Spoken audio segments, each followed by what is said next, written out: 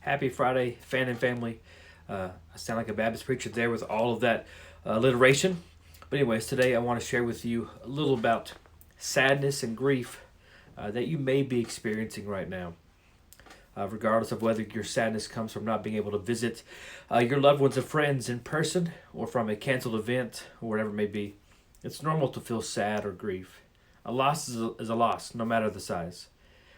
Our youth camp was canceled, but I was able to get us back on another one. And there's still that uncertainty that it too may eventually be canceled.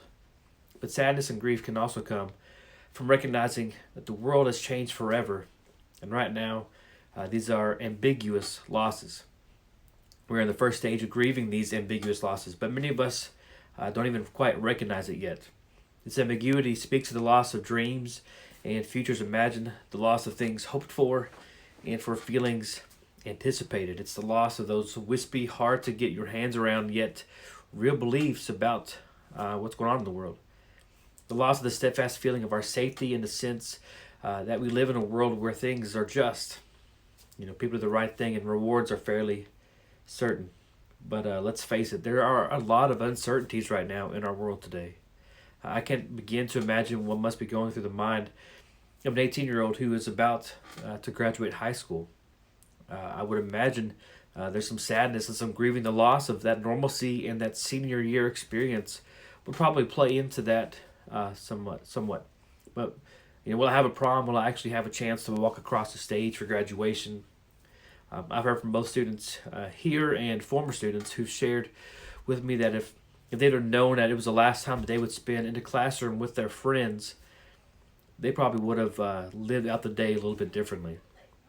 For some people, it may be canceled trips or canceled family reunions, baseball even. Man, I'm not going to sit here and lie to you and tell you that you shouldn't feel sad. It's a natural human emotion to what's going on. But we as Christians have hope. Matthew 7 says this, "Everyone then who hears these words of mine and does them will be like a wise man who built his house on the rock. And the rain fell, and the floods came, and the winds blew and beat on that house. But it did not fall, because it had been founded on the rock. And everyone who hears these words of mine and does not do them will be like a foolish man who built his house on the sand. And the rain fell, and the floods came, and the winds blew and beat against that house, and it fell. And great was the fall of it." You see, Jesus became our firm foundation to build upon. He will never be shaken or moved because he shook the world by breaking the weight of the world and its sin on his shoulders. Jesus is our hope, our salvation, our firm foundation, and our cornerstone. He is the reason that we are alive today. I hope that all of you who watch and listen to this truly understand that no matter what happens in this world, Jesus will never fail us. Even at the end of our lives, we have nothing to fear because Jesus overcame death. I want to leave you with one final word from Scripture. 2 Thessalonians 3 says this, "Now may the Lord of peace himself give you the peace at all times and in every way.